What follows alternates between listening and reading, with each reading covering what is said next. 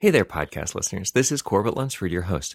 This special episode of the Building Performance Podcast is from last year's Fall Fast Track, which is my annual 6-week mastermind course with people all over the world, all about profiting from home performance.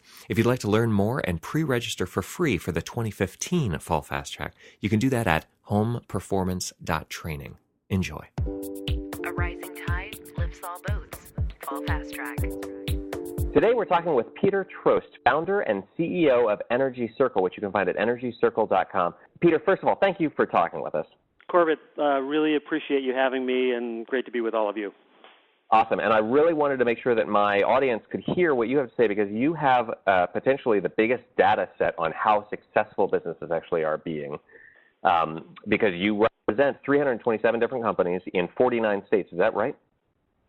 That is correct. Yeah, we work exclusively with companies in what I think of as the broad umbrella of home performance, and that means, essentially every business model: auditors, raters, home performance contractors, folks from originating from the mechanical side, folks originating from the envelope side, and we don't do what we do for anybody else. So I think we've got a pretty interesting perspective across the country, across lots of climate zones. And also across every kind of business model. So, one of the things that is true of us is that, while we work in states that have programs, we have lots and lots of clients who work in places where there is no program at all. And so we're very much focused on how companies can succeed absent incentives, absent specific programs. Let's just kind of take a look at across all of the different segments where there is an HVAC company that uses home performance, or a contractor, or just a rater. What do you see some of the ingredients for making business more effortless, like the business systems that you see in place? Yeah, so, I guess first and I'll get to the answer to that question, I do think, and this seems to be very much what you are teaching folks, Corbett, is that, there is from the perspective of a guy who wears the hat of marketing, I live and breathe all day long thinking about how do you drive more leads and more opportunities so that you can have more conversations and explain to people what this thing called home performance really means. There is a real beauty to the home performance business model, meaning that there is lots of avenues coming to you to why a homeowner wants to speak with you, right? It's not just my air conditioner is broken, because that's, one narrow stream, but it's indoor air quality, it's comfort issues, it's the whole thing. And that from a marketing standpoint is the beauty of a fairly broad-based home performance business model. Are you saying that home performance is actually a really fortunate place to be because it's such a great space for marketing?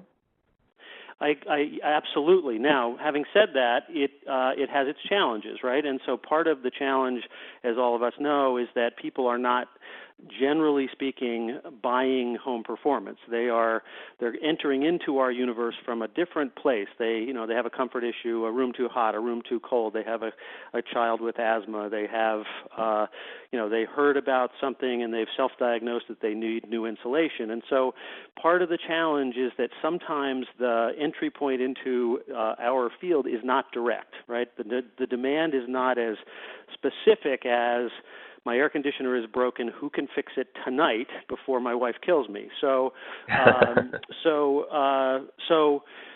that becomes the challenge. So the positive side is lots and lots of ways to attract people in. The challenging side is that there's a certain indirectness to those leads. So let's get back to the business systems concept. Do you have, for example, CRM? Does everybody in our industry who is a client of yours, at the very least, know what a CRM is and have one? No, and I'm glad you started there, Corbett, because I think this is probably the place that I see people getting tripped up as much as possible. So CRM is stands for Customer Relationship Management, and I think of it. There's a couple things to say about CRM. I think of it as purely the process of managing the front end of your lead generation process. So in other words, from however you define your funnel, someone who is interested in your company, and we call that person a lead, and how they flow down the system through to we delivered an audit, we discussed the audit report with them. They got a quote for work. We either closed that quote or didn't close that quote, et cetera, through to a sale. So that's one piece of the CRM equation. The other piece, and I think very, very important, and not too many people realize this, is the follow-up work, right? Our business in home performance is a difficult business if we do a single job. We go in and, I'm from Maine, so we're very tuned in to, air sealing and fixing attic insulation. So let's say, that could be a $4,500, $5,000 job. If that's all you ever do for that customer, that's a real missed opportunity. I mean, many people say that they're over the course of a period of time, whatever that homeowner could afford, there's as much as $80,000 worth of work. And so I believe that success in home performance really means getting the customer in the mindset of a phased approach according to whatever pace of expenditure that homeowner is capable of. And in that sense, CRM becomes this incredibly vital piece of your system that says, Agatha said she wanted, phase 2, the rim joists, in approximately 9 months, or she said so forth. And so CRM, becomes the means by which you can know that it's time to go back and get in touch with her.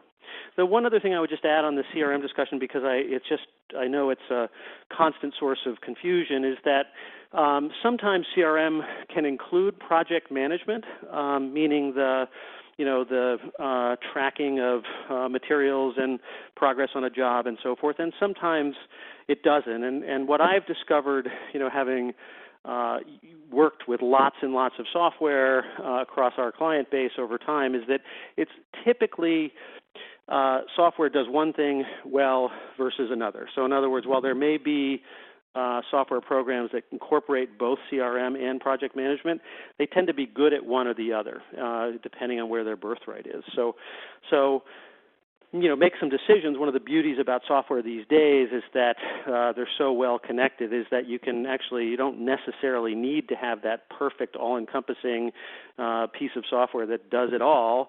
Corbett, I know you're a big fan of Infusionsoft, which is, very, very sophisticated and effective around the CRM side. But, I don't know it that well, but perhaps it isn't the perfect solution for, for project management. And so, it doesn't do project management at all. Yeah. So that's interesting. And you have Energy Circle has a CRM guide for home performance companies, does it not?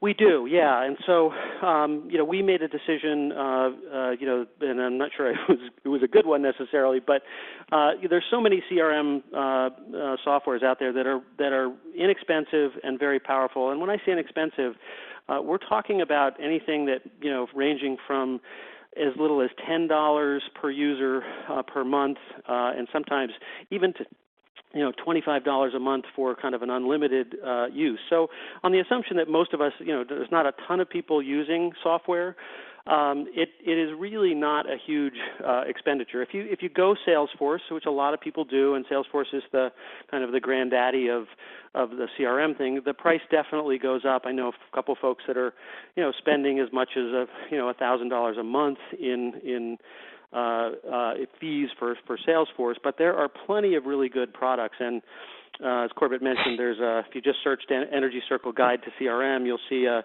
comprehensive list that we maintain of what we see out there that's good, pros and cons for various applications within home performance.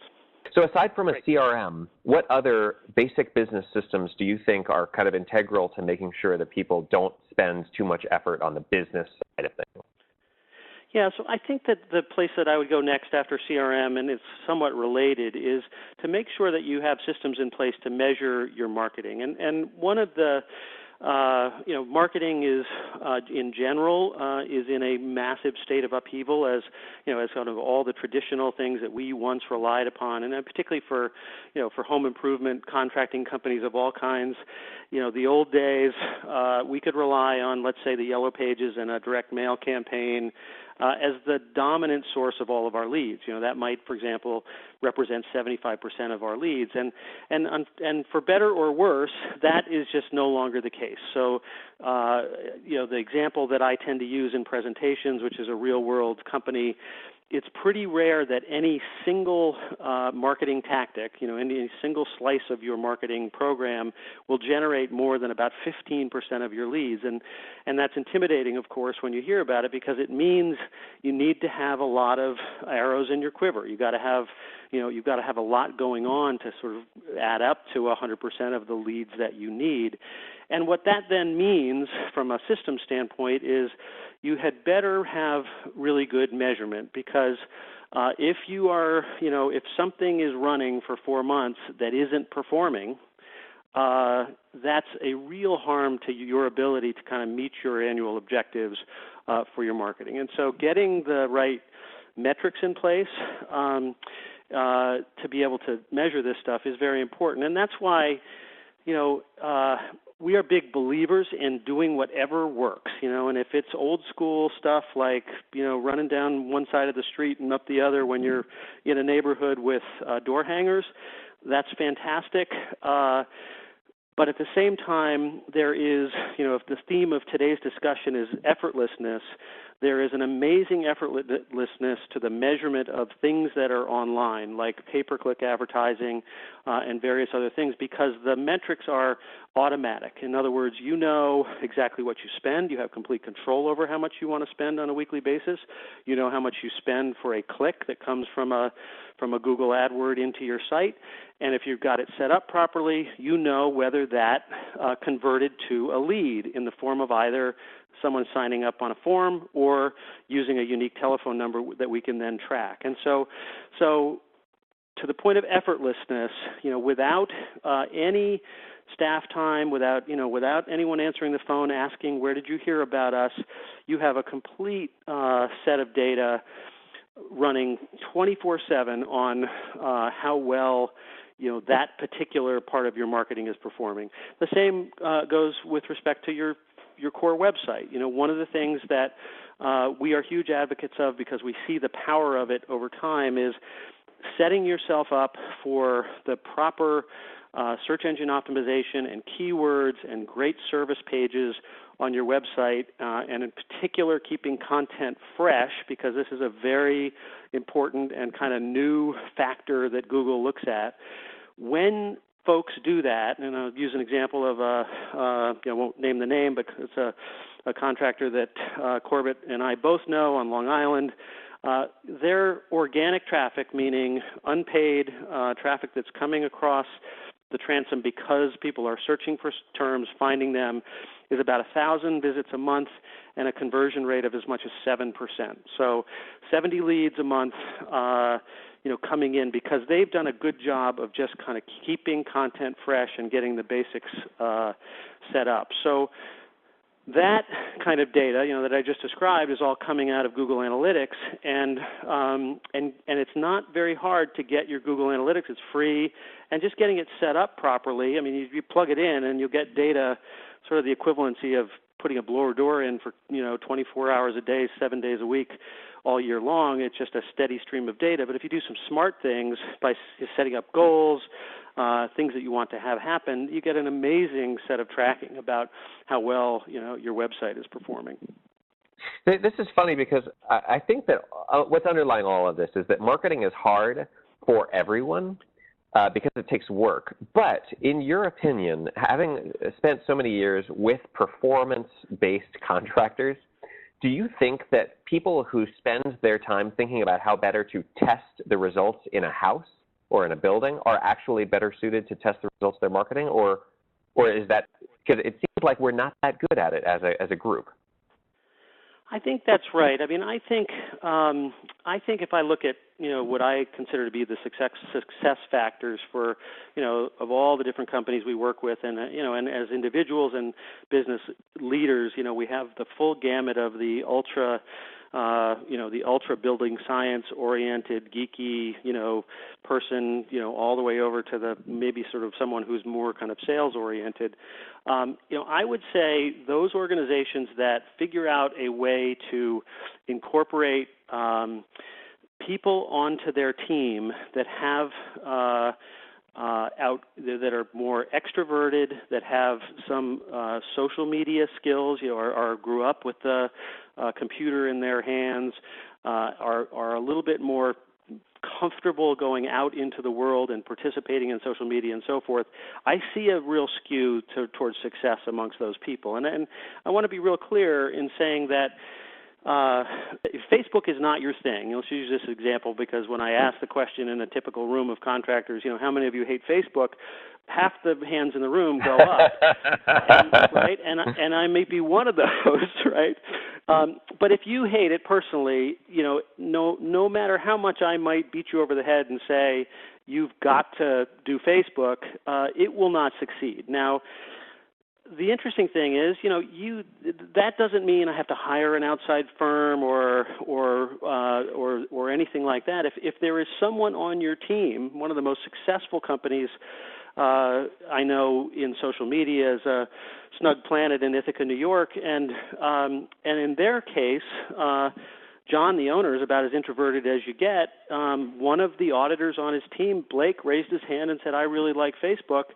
And Blake has just made it a primary source of their company leads. He's good at it. He's facile at it. He's just kind of fluid and automatic, and he just does it. It's a tiny part of his day, and he really rocks the world. So I think, part of this whole marketing discussion does surround who does the work, and more the nature of what is good marketing is not really that outsourceable, right? I think we offer the service, but it's not something I particularly like to do, is to be in charge of someone's social media, because it is so genuine. It's so much a part of, who you are as a company, and it is so much better if that's coming directly out of you. But you look at the kids, my children who grew up with 3 devices in their hand and are just automatic with this stuff. You can get a lot out of some fairly low-cost resources around marketing. I mentioned before this idea and critical importance these days of fresh content on websites. A lot of fresh content is just images, and so there's this huge asset that most of us don't quite realize we have, is that we're walking around in buildings every day. Most of us have a camera in our pocket as a form of our phone, and there are fantastic images to be grabbed for the purposes of telling stories. House of Horrors. Look at this horror show of a duct system that I found, or look at this, dead mouse, or look at this, incredibly compromised insulation in an attic. These all form great content around which you can tell good stories. Does your attic look like this? Really good content and not hard, and distributable throughout your team, right? Crews, I don't think it's too much to ask a crew to say, if you see interesting stuff when you're in the house, make sure you come home with a shot of it. Mm-hmm, mm-hmm. So, and among the social media, you mentioned Facebook, and I think we've been talking about that. We also have LinkedIn, which everybody who's in the Fall Fast Track is required to take pretty seriously. We've got Foursquare and Twitter.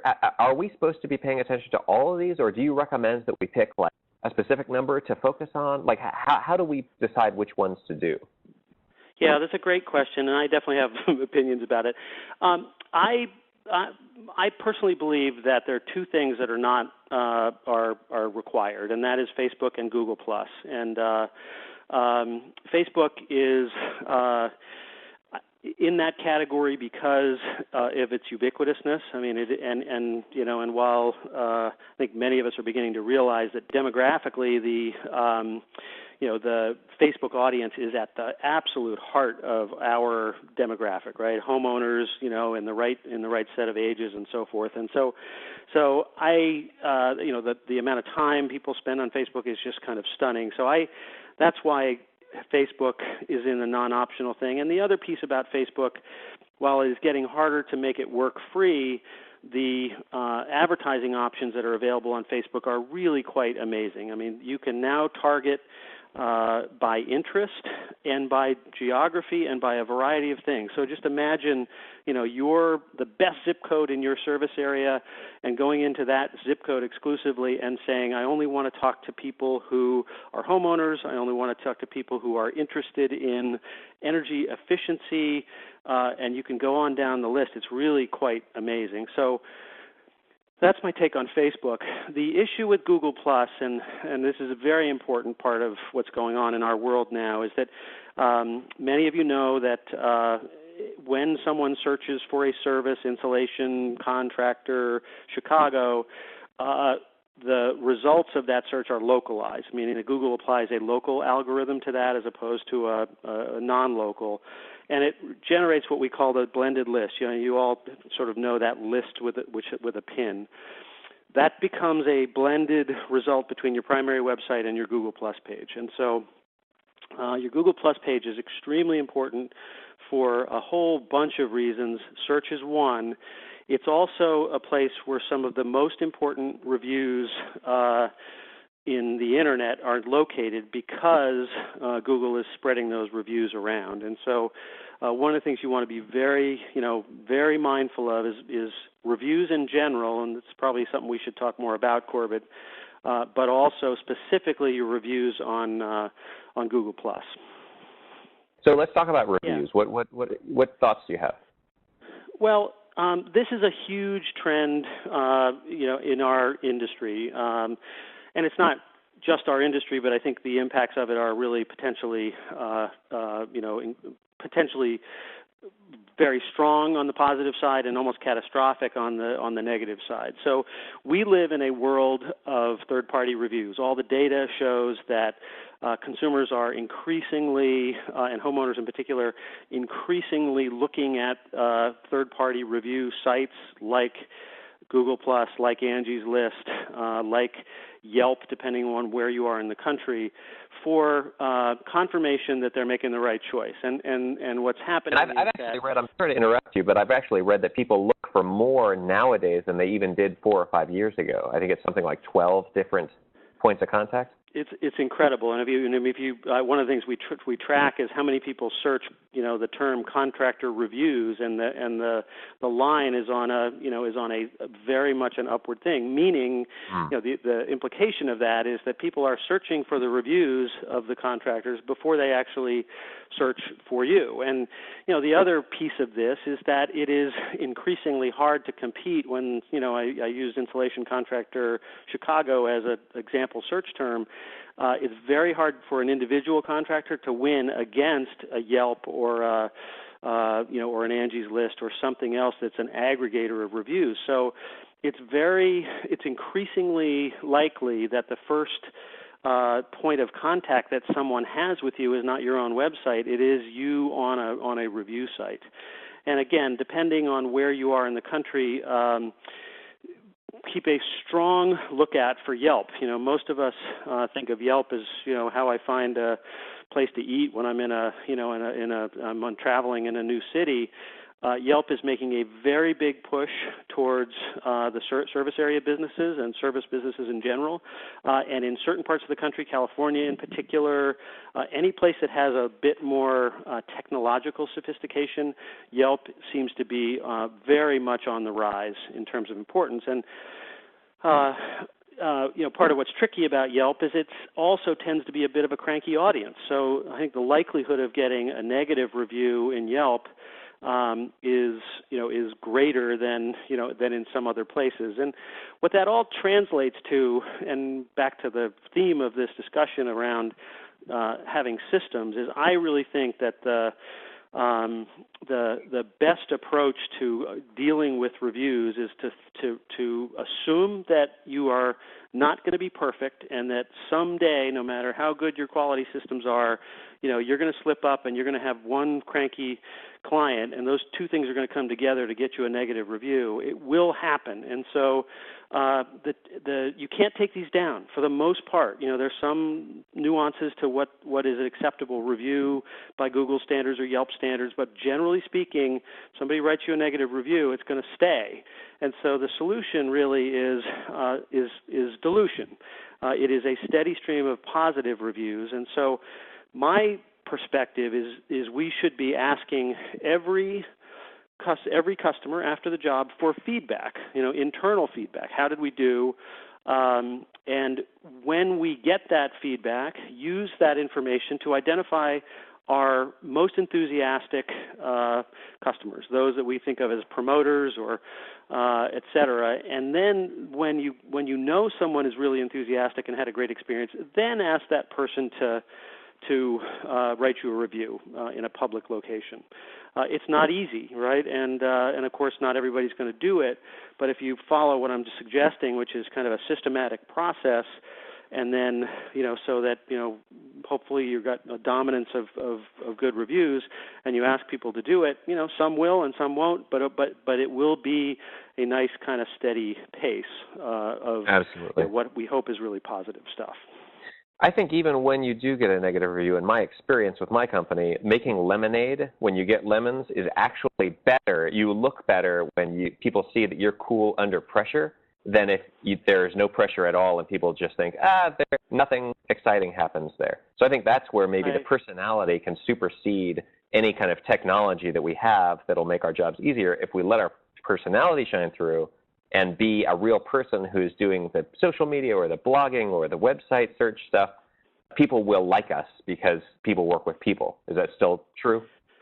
I couldn't agree more, and I think I think people get very intimidated by that response mechanism. What do I say? And I think what you're suggesting, Corbett, is right on, which is it's if most of the time there's a good excuse. I frankly, of the companies we work with, more often than not, the negative review is not about work, right? It's about one of our customers got slammed because somebody said, I wish you didn't put so many ads on Craigslist for employees. Or somebody else, I know another situation where it was, I called you to get a quote and I didn't get a call back in 24 hours. So it's peripheral, right? And so those, you come in and kind of respond to those, make it human. If you have to fall on their sword and say, very often these negative reviews are old, and if you have to say, look, we've been working since 2012 on our systems and we've made a major improvement since then, that's better than just leaving it hanging out there. One other thing I'd say on this particular point is don't fall into the trap of thinking that that review response is only for negative reviews. I think to Corbett's point on being human, write a response when someone gives you a positive review. Thank you. We really enjoyed working on your house. This was a great experience for us too. That's equally showing that human side of your company. Excellent. Peter, we are going to have to talk again on the podcast for sure. So everybody tune in when Peter's back on because this guy's just a wealth of information. Thank you very much for your time today. My pleasure. Look forward to doing it again whenever you're ready. Peter Troast is the founder and CEO of Energy Circle, which you can find at energycircle.com. A rising tide lifts all boats. Fall Fast Track.